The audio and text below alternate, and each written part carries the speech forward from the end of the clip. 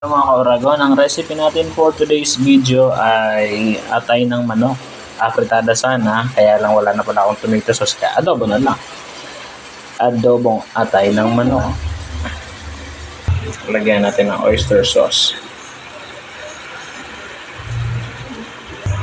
Lagyan natin ng paminta. Magic sarap. Nor chicken cube. Ilagay na rin natin itong patatas para lumambot na. Meron akong coke dito. Lalagyan natin ang sabaw ng coke. Tansyameter lang. Yan. Lalagyan ng pampalambot natin. Ilagay na rin natin itong bell pepper. And then, takpan natin siya. Takpan natin para mas maluto.